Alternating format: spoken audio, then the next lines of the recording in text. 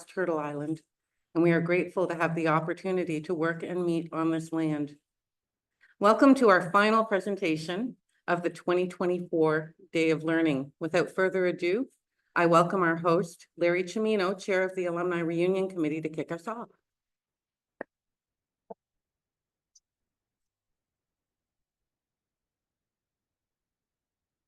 Button here somewhere. Yeah, There he is. That's right. well, hi, everybody, and thanks for coming back to this program. I think we've had some good programs today, but I have to admit that I've been waiting for this one all day. This is my favorite of what we've been working on, and not to take anything away from the previous program, but this sort of fits into the things that I really love. Music, which is so important to me and a lot of my friends when we were here and throughout our lives. So thanks for coming back, and for those who decided to stay outside in the sunshine, boo on them, and you'll tell them what a great program they missed. So for the past 25 plus years, Eric Alper has been at the forefront of the Canadian entertainment industry, making the public and public relations his business. He's the host of one of the top rated Sirius XM shows called That Eric Alper, or That Eric Alper. I'm not exactly sure how you say it, but That Eric Alper, with over 1 million followers across his social media platforms, it's clear why he has been named a must follow by Billboard, Paste, and National Post, among others. He's been a 6-time nominee for Publicist of the Year during Canadian Music Week, and has represented artists that have over 155 Juno Award nominated albums, 14 of those in 2023, including 43 Juno Award, 58 Canadian Folk Music Award, and 126 Maple Blues Award-winning albums. Eric feels truly honored to work with some of the biggest and most important artists of our time. Past clients include Ringo Starr, Jerry Lee Lewis, Ray Charles, Barry Manilow, Bob Geldof, and Pete Seeger, amongst others. And we are truly honored to have Eric Alper here today to talk about the Canadian contribution to rock, folk, blues, and world musical canons. So Eric, if your cannons are loaded, fire away, and please help me welcome that Eric Alper.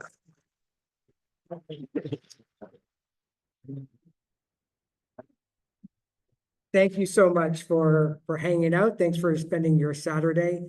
The history of Canadian music from 1950 to today is a fascinating journey for me, through time, marked through influences and cultural shifts and innovation.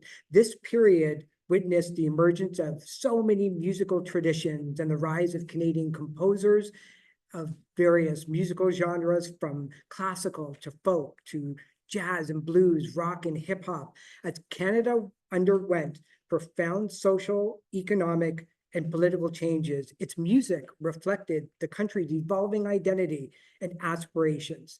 For the next 9 hours, I'm going to teach. Wait, I have an hour. I have an hour there.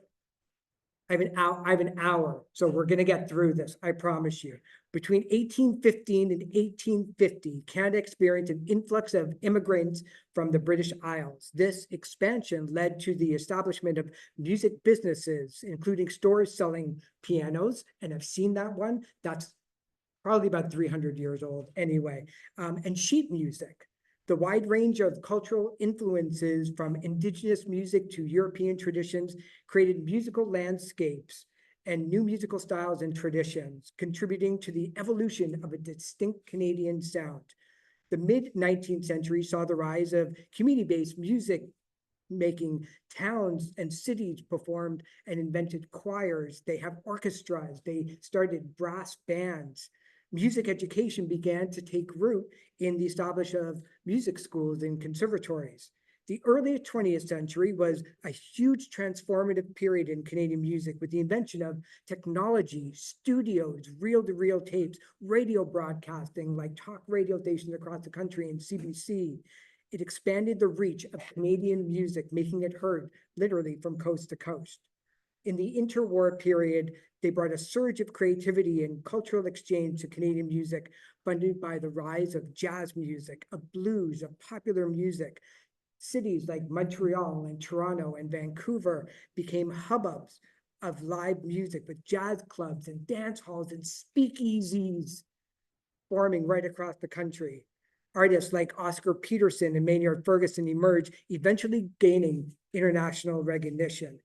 Economic prosperity in the post-war era led to increased support for the arts. You had social changes, including the rise of youth culture in the 50s. That's you. You teenagers suddenly had so much money. You had a car in the driveway. You had Brill cream in your hair and somebody's foot in your face while you were stupidly jamming yourselves in a telephone booth. What on earth was that all about? Your generation created all of these new opportunities for popular music and the emergence of Canadian music like rock and roll and folk stars who were much more exciting and better looking than that idiot bully Bobby who made fun of your clothes and your hair. But behind the scenes, the government, the man was working too, putting you down, calling you names. Calling your love puppy love. Well, that was by a Canadian too. But he also did a very cool thing. The man created the Canada Council for the Arts in 1957, and it was a huge pivotal moment. The council provided funding and support for Canadian artists, taking your hard-earned tax dollars and put them in the hands of artists, creating the baby steps of what we now know as the Canadian music industry.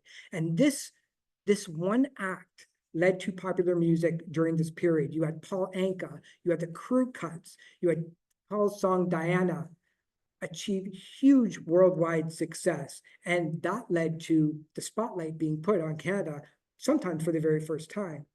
Folk music experienced a revival in the 1950s with artists like Gordon Lightfoot and Ian and Sylvia emerging as key figures.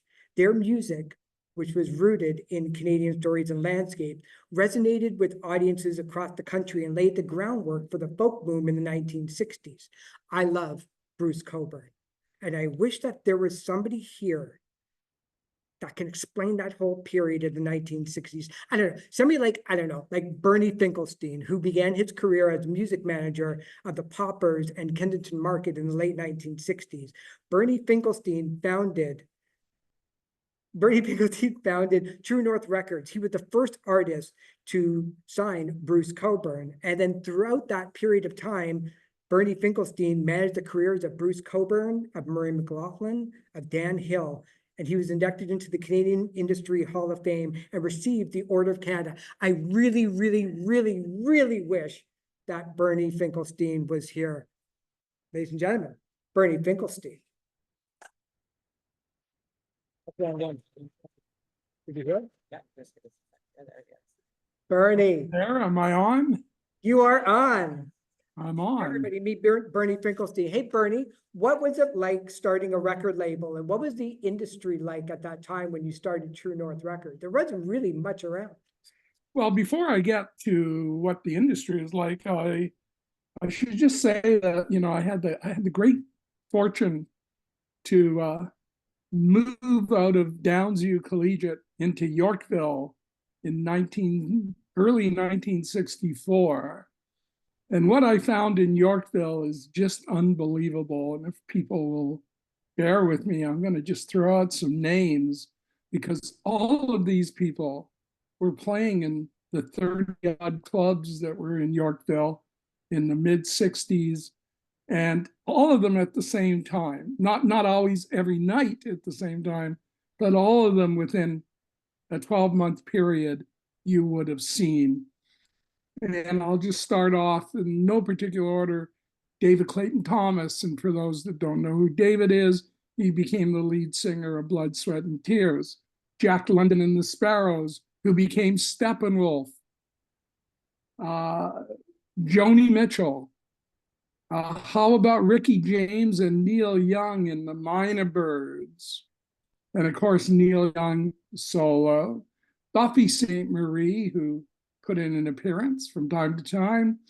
Murray McLaughlin, Bruce Cockburn, and then wonderful people who didn't become as famous, but just were wonderful bands like the Poppers, Kensington Market, Ducklings, Edward Bear, Gail Garnett, little known to most Canadians, lived in Yorkville. You might remember the song "We'll Sing in the Sunshine," #1 worldwide.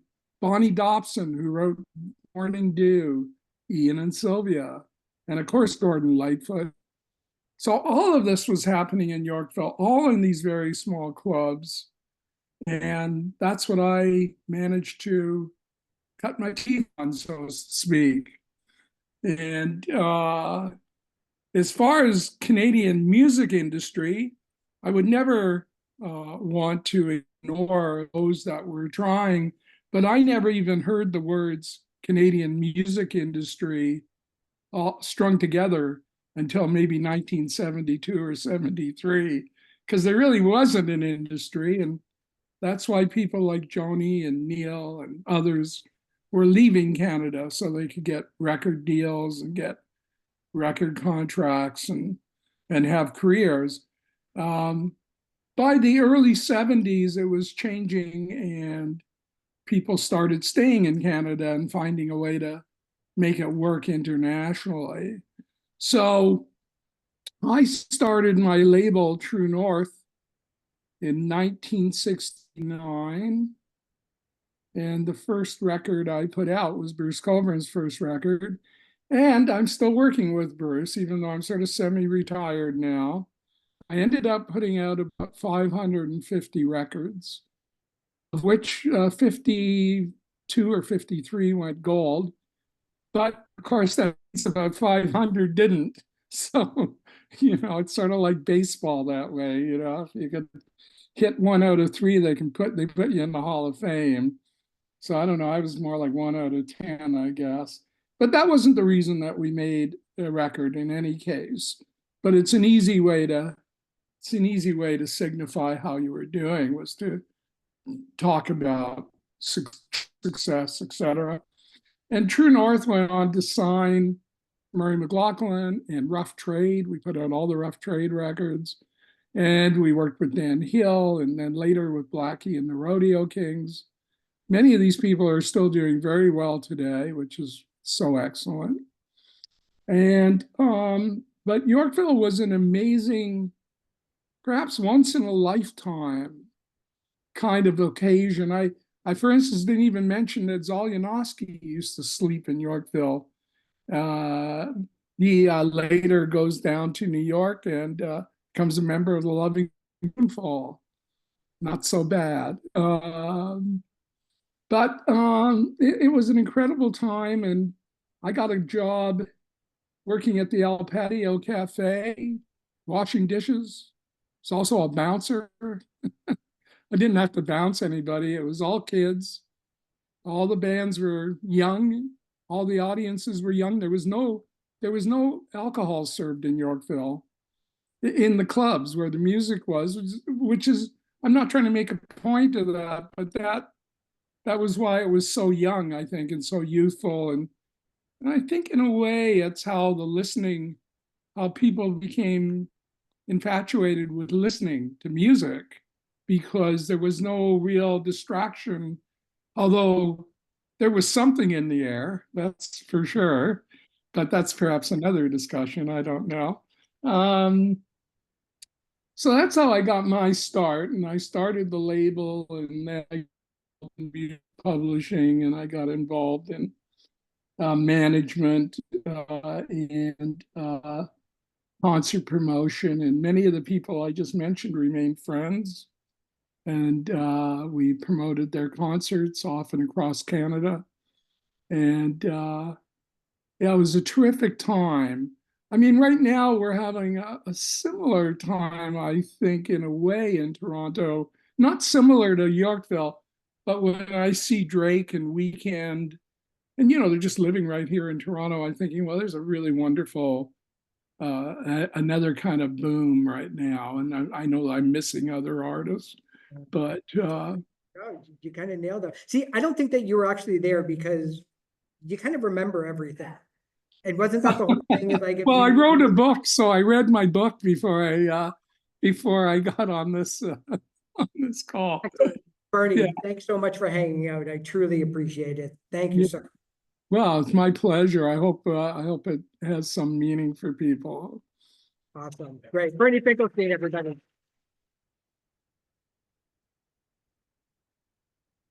As Bernie mentioned, folk music in the 1960s, I mean, so great. And in 1969, it was the year of Woodstock. The The Beatles released Abbey Road. The Jacksons 5 debuted for the first time. We put a man on the moon, and for any conspiracy theorists out there, we really did put a man on the moon.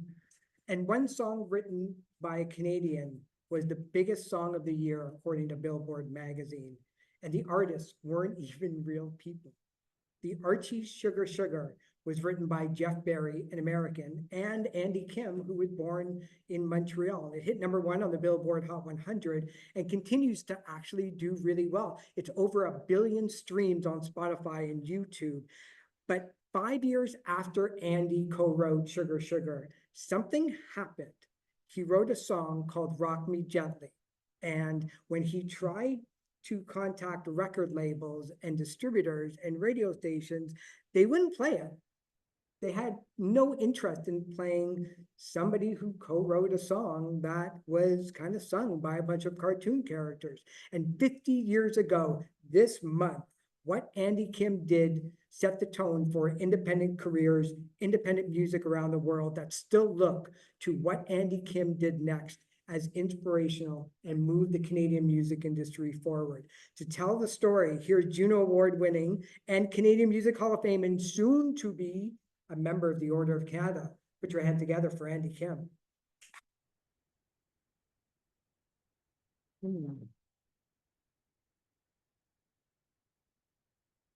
Andy just has to unmute. Baron. Can you unmute? And say, there you go, Baron. It's great to see you, and it's great to hear Bernie's story. I think we are all proud to be Canadians and proud to fight for what we believe in. So tell me about Rock Me Gently. Tell me what happened when you started to pitch record labels and radio stations. It wasn't easy. We all think that these songs just come out of you, you go in the studio, you record them, and then it becomes a worldwide hit. It did, but tell me what happened before then. Well, you know, I grew up in the tenements of Montreal, and basically I dreamt my career. And so I had some hits, and I was soon told that you're only as good as your last 2 minutes and 30 seconds. And I was lucky enough to have Baby I Love You in 1969 become my first million seller. And have a celebration regarding Sugar Sugar. In the meantime, there was an exodus from the Brill Building, which is Tin Pan Alley. Most of the songwriters that I was hanging around decided to move to LA, and I did the same. And I wrote a song that I thought was kind of the best one I'd ever written. And so I decided to make a record. I didn't have a studio in mind, so a friend of mine had called and told me about a studio called Sound Labs, and they just opened up a tracking room. And they already had a mixing room, but they opened up a tracking room, and that tracking room saw so many great artists mix their records there. And I didn't know any musicians, so I called the musicians union, and 5 incredible musicians showed up. I played them my song. I wanted to make a Staples record sounding song. It's like whenever you try and do something, it's kind of on the periphery of what you really want to do. So I made this record. So now I'm the songwriter, I'm the performer, I'm the artist, I'm the publisher. And so I took it around to everybody. I had already had a certain kind of cachet with people, but I think upon hearing my name before they heard the music, they just figured that my 2 minutes and 30 seconds had already expired. And I remember the last person that said no. I picked up the phone and called home, and my mom, God rest her soul, started crying because she heard I'm coming home. But what she didn't hear is I'm starting my own record company. I'm going to call it ICE, International and Canadian Entertainment. I am going to not only start a record company, but I'm going to be the promotion man, and I'm going to do whatever I can to get radio to play me in Canada. And hopefully someone in the US will listen. And it was a tough go at the beginning, but someone in the US listened. Rock Me Gently got on the charts and stayed there for 4 months. I was anxious because the longer it stayed, the more percentage it would just freeze somewhere. But I got a call after midnight on a Tuesday night and told me that Rock Me Gently had hit #1 on all the charts. Didn't miss one of them. And I started crying, and I cried. I think I cried the tears that an athlete has after running a marathon or winning a game, or winning the Stanley Cup in overtime, and you're the guy who scored the goal. I was over the moon. And if I needed to have a fast frame of my movie, it would be a day that I was going to celebrate my gold record with everybody at Capitol Records. I was in the chairman's office. I was going to do Top of the Pops. He had invited me to the office to tell me that he wanted to take that journey with me and go to the UK. And the door opens, and someone is unwrapping something that I'm not even, I don't know what's going on. And that person looked at the gold record and said, Andy Kim, great record, John Lennon. John Lennon actually gave me my gold record. I freaked out. In the meantime, the chairman is taking me by the elbow and ushering me out because John Lennon was there to be in his office to go over some things about whatever gets you through the night.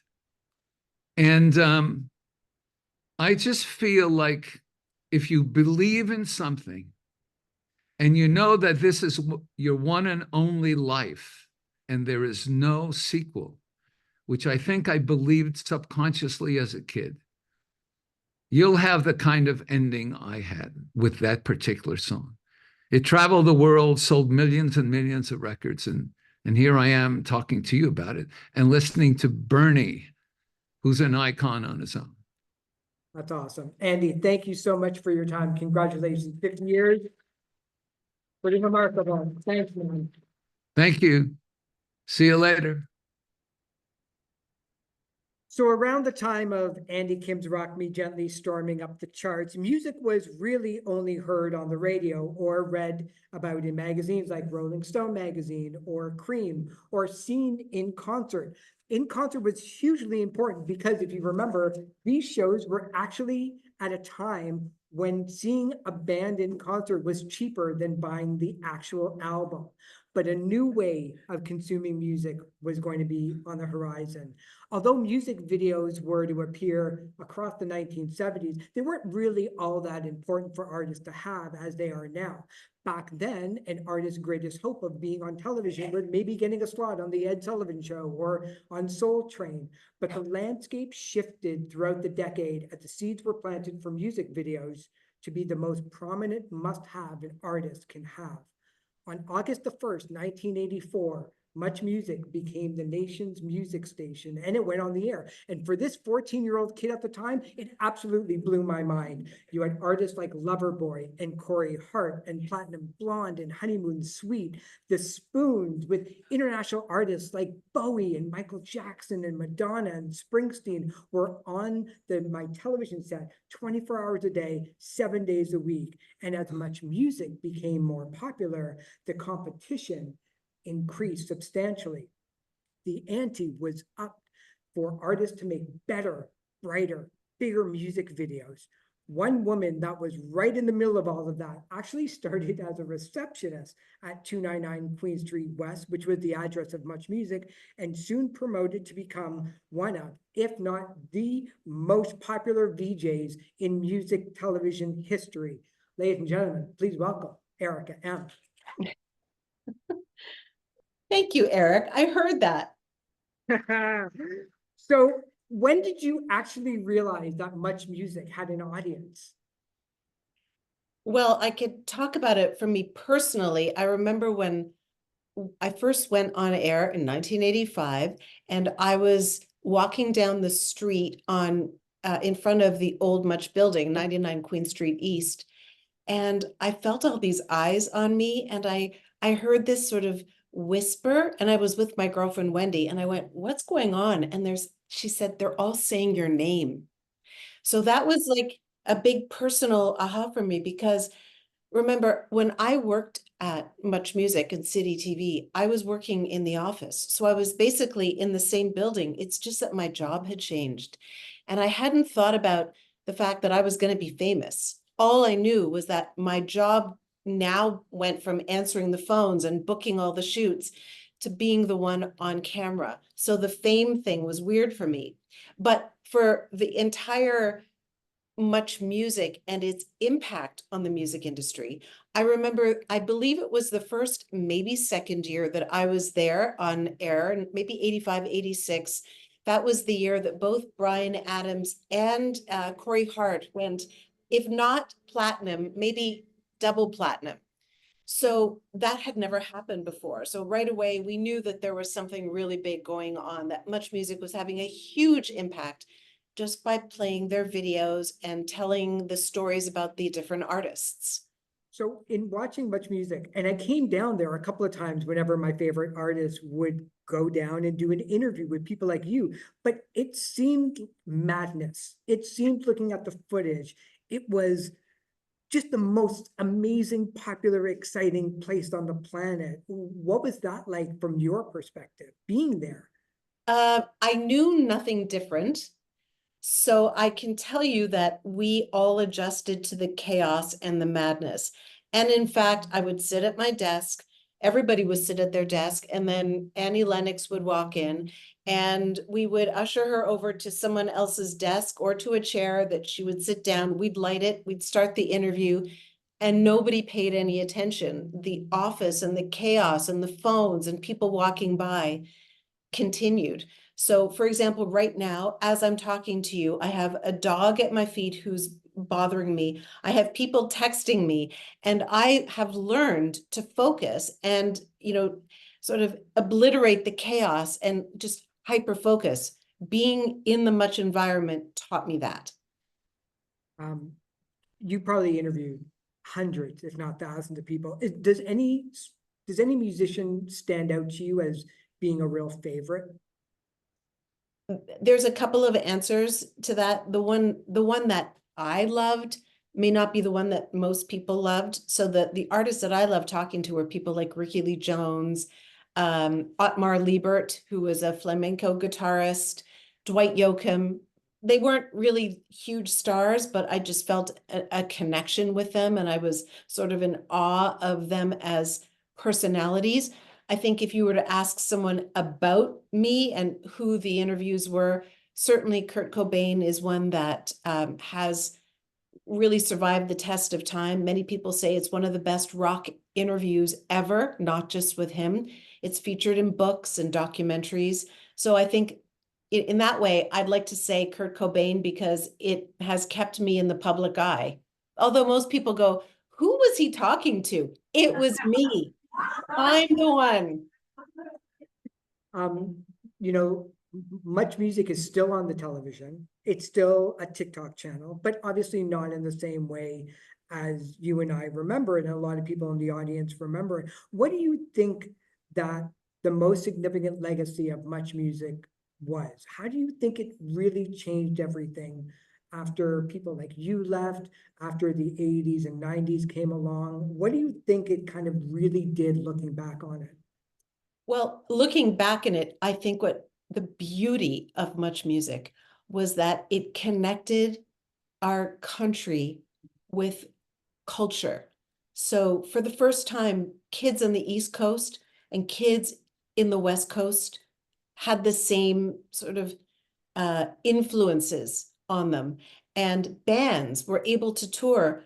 When a video would come on Much Music, within weeks or months, bands would be able to sell out across the country. So I feel like Much Music created a culture of music and community. And to me, it was probably one of the proudest things that, for me, being a part of connecting to people and making people feel very proud about Canadian culture and art. That's amazing. Thank you, Erica, for all of your time. You did. Give it up for Erica M. Wait, that's it? Thank you. Mwah. All right, so now with Much Music, getting your video made, thanks to government funding programs like Factor and MuchFact, was a little bit easier. Artists were kind of seeing a little bit of the industry crumble in the way that things were done. The gatekeepers of Much Music, major record labels like Universal and Sony, they started to lose their ground a little bit, but it wasn't really their fault. In 1999, there was a band called Broken Social Scene, and it was formed by Kevin Drew and Brendan Canning. And they recorded their album Feel Good Lost with help of a handful of friends. It was released back in 2001, and more people were added to Broken Social Scene as the sounds progressed, not only on stage, but in the recording studio. Being in Broken Social Scene was kind of fluid. Not everybody was involved in every single song, and sometimes not even at every single show. But many of those musicians that had a hand in Broken Social Scene went on to form other bands like Metric and Stars and Apostle of Hustle, Raising the Bond, Do Make Say Think. Artists like Charles Spearin and Justin Puroff and Andrew Whiteman, Jason Collette, Leslie Feist, Emily Haynes, James Shaw, Amy Milan, Lisa Loberger, Julie Penner, Chaos, Murray McGough, all these people, and maybe even you, maybe you were actually in Broken Social Scene and you didn't even know it. There were so many people. In fact, there was actually a study done that says that if you put 20 people in a room at any given time, 2 people were members of Broken Social Scene. In 2002, the band released a classic album called You Forgot It in People, and it came out through Paperbag Records and Arts and Crafts. Arts and Crafts was a brand new record label that Kevin Drew had started with a couple of young music executives. The album earned a Juno Award for Best Alternative Album and became a huge in-demand live group as well. They went to tour the world on a regular basis, and media outlets that didn't ever put the spotlight on Toronto, Rolling Stone, Spin Magazine, Pitchfork, Playboy Magazine, all of these amazing, cool outlets started talking about this band and all the members that were like an octopus, and the arms were just attracting so much attention. But you know what? Better that somebody else explains the story. Ladies and gentlemen, Kevin Drew from Broken Social Scene. That was Look something. at, I like that. That was a great intro. you were the great. All right. What did you think was going to happen when you started Arts and Crafts and you released that album, You Forgot It in People? What was your wildest dream thinking that you were going to accomplish? Was to go play live, to go on tour and be able to maintain a life, making a living out of doing that. Now, I also I want to stress, you have to know what you know and you have to know what you don't know. And getting all those people in a room for me was because everybody brought something to the table that I couldn't do on my own, right down to working for Remedios and starting Arts and Crafts with him. I knew that the guy was brilliant, and I knew what I could bring to it from an artistic point of view, and I knew what he could bring to it from a business point of view.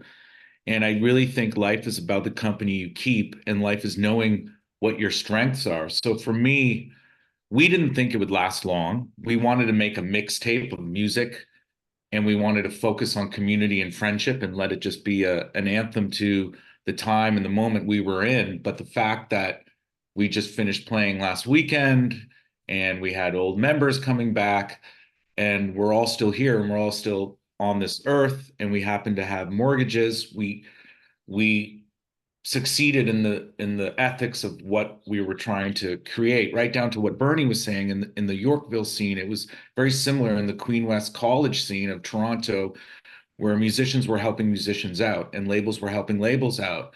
And at that time, you weren't really getting anywhere when you signed to a major, which was a Canadian major. And that classic story of you have to get outside of your country to be recognized by your country was very much a poster at that time. So I don't know, Eric.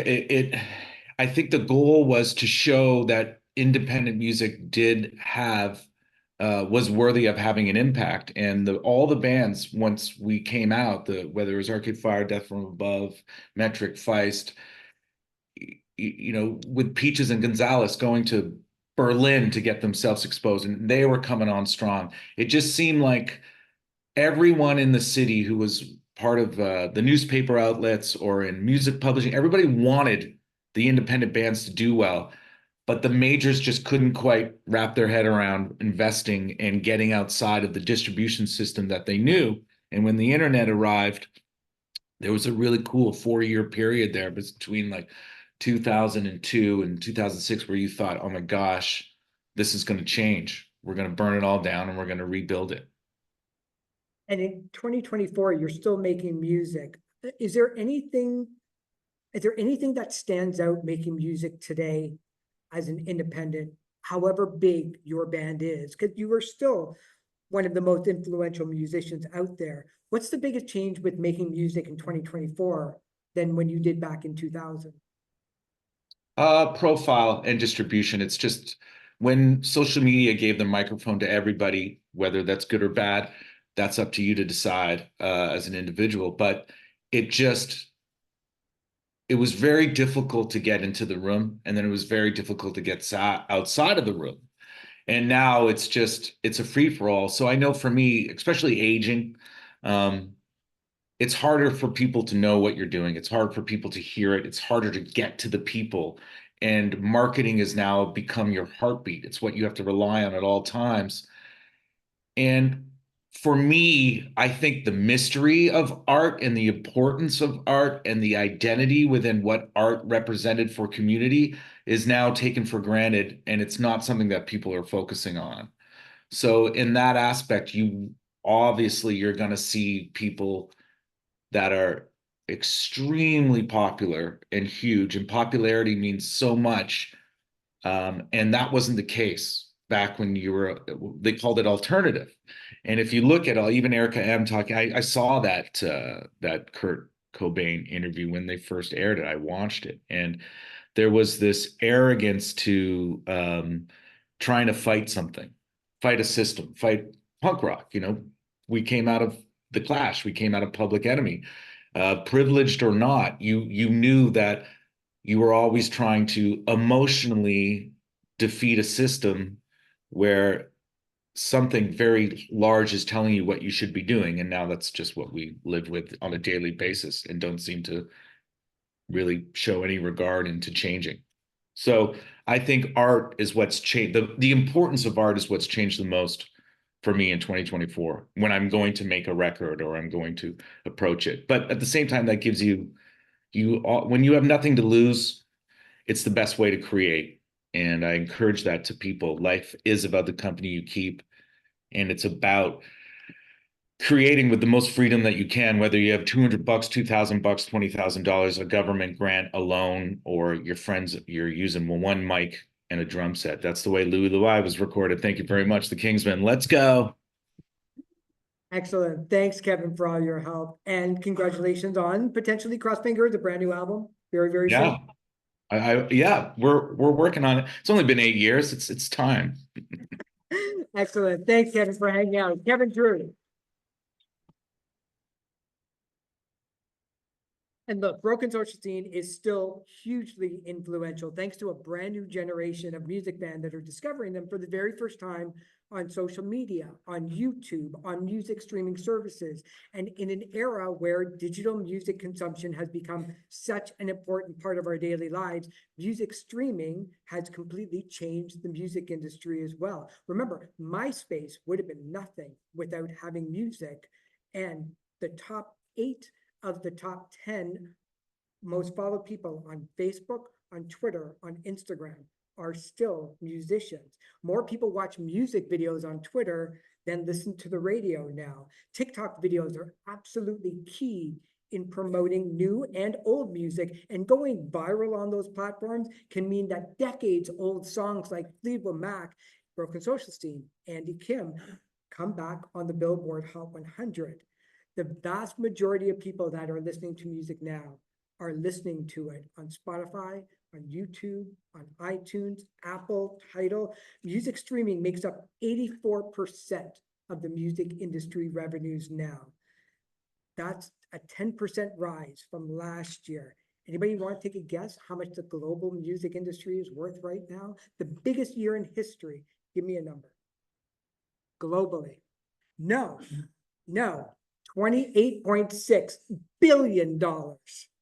78% of people listen to music via a music streaming services exclusively. 600 million people are on Spotify. There's 100,000 new and old songs being uploaded on Spotify each and every single day. It would take you 208 days this year to listen to all the new songs that are being uploaded on Spotify, leaving you just 4 months to ask yourself, hey, can I go listen to that song that I just heard about 1.5 million songs ago?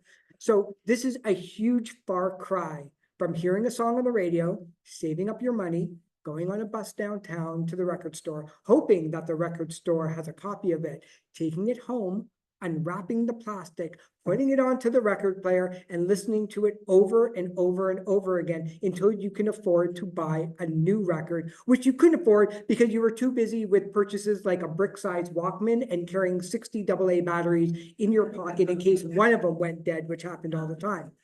But Spotify, at $10 a month, has at your fingertips 110 million songs. That's a lot of competition when you're a brand new artist. You're competing against Taylor Swift, the Beatles, Mozart, Ed Sheeran for the eyes and ears as every single performer out there on the same platform. So how do you do it? Be true to yourself is the message that Bob Marley's grandson, King Cruff, says in his takeaway. King Cruff, whose real name is Solomon Marley Spence, is the son of Stephanie Marley, and he signed to Universal Music Canada and Marley's Tough Gong Collective, and I adore him. I've spoken to him a couple of times, and I'm not just saying that I love him because he's here. So ladies and gentlemen, King Cruff.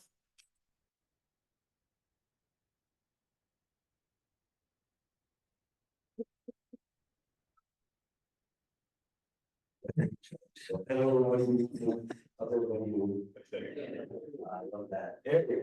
How did you get on the radar of a major label? How did Universal first find you?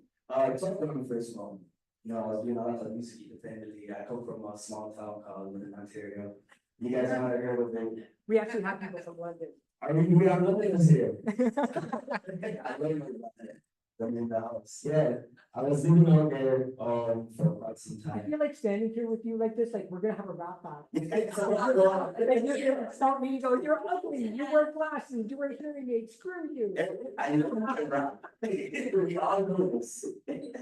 Okay, so how did they find you though? Like in a sea of thousands and thousands of artists from Canada? What was the first thing that you did to kind of get noticed? I think what happened was I dropped the song a couple of years ago. It's called Sublime. And Tough Gong had helped, you know, they reached out to me, they're like, we're interested in right away. And then eventually they're like, all right, we got one, so I want a partner. And we're looking for someone like I remember that but I was like, I didn't go running out there, well, Toronto was 2 hours away.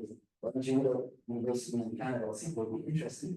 And look at the world, people like, sit up, so, once you get enough of something, right, I could take up on that. And that's what we took for private time, which I'm very grateful. So you heard how music reviews were saying before, you have to either find a record label, you have to start a record label from Bernie. Even having hits like Andy Kim didn't guarantee you anything like that. So how do you do it on social media? How is becoming an artist good for somebody like you, where maybe you don't have to find the record labels or that team anymore, or do you? Do you still have to find that team even more than ever before to compete with everything else about it? I think the game's changed a lot since back in the day, like Kevin was saying, as soon as the internet came, anybody could keep the world down and make a name for themselves. I feel like there's no right or wrong way to do it. I mean, I feel like a lot of artists out here are like, how do I get signed? How do I get the label? But truth be told, you don't. You know what I mean? I'm not saying that too loud.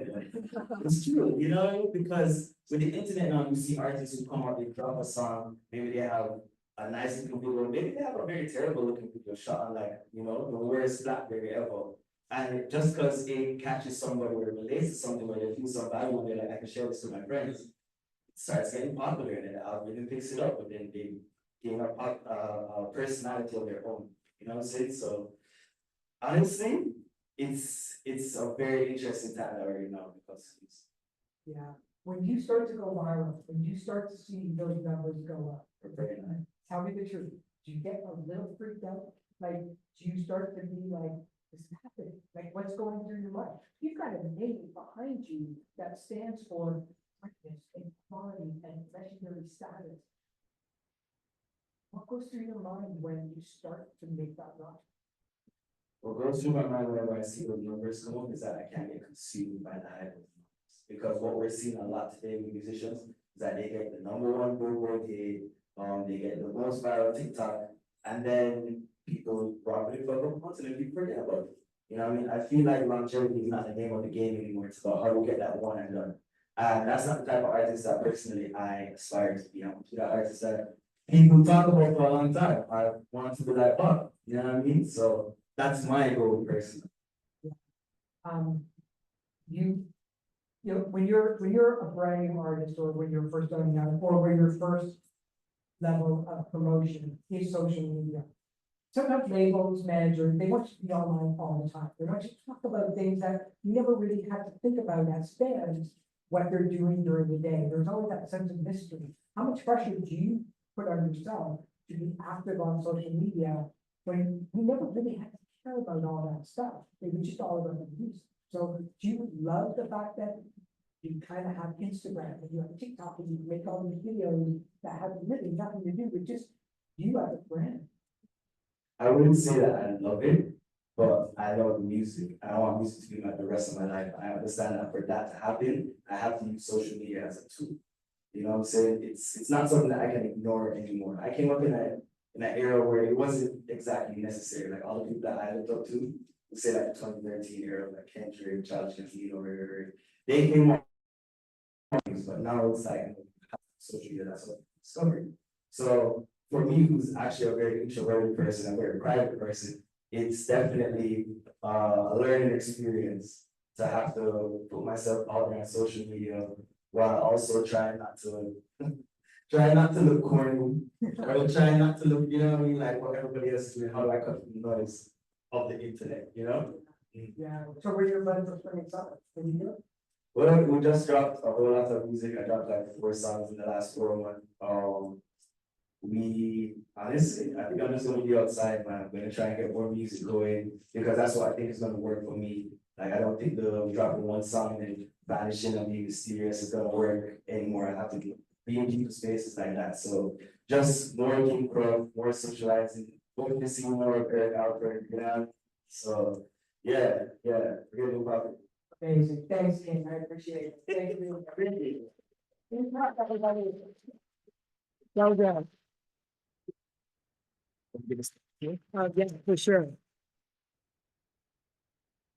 So from the classical music composers to jazz musicians to rock and roll to the folk music of Bruce Cockburn to hip hop and the reggae sounds of King Cruff, Canadian music has continually evolved. It reflects really the country's cultural diversity and the spirit within all of us. As we look to the future, we celebrate the sound and the story that continue to shape the Canadian musical landscape, inspiring generations to come. How will music be consumed in the future? Well, there's talk about AI creating duets with people like Elvis Presley and ABBA. Will you be able to see Buddy Holly from 1956 in 3D form at your local theater?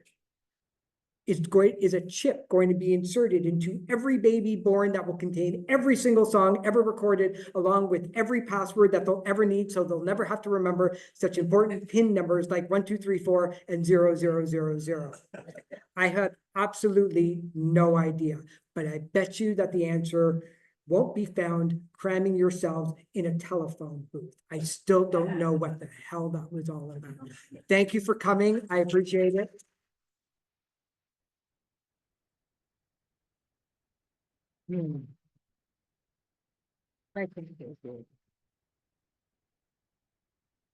Wow, that was everything I'd hoped that it would be and more, Eric. Thank you very much. As a token of our appreciation.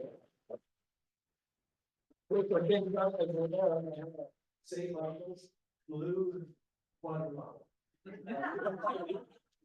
We recognize the fact that we are a blue community here at St. Michael's, which means that we support water for all as a human rights. And so it has a meaning. And I think I want to thank everybody for the day. This has been really a wonderful experience. And this was, I think, the highlight for me. Really, I was looking forward to this. So now you all know that this is that Eric Alper. And you can find him on Sirius XM. And I want to thank him again for coming and thank all of you for coming. Good night, everybody. And come back again next year. We'll do another program.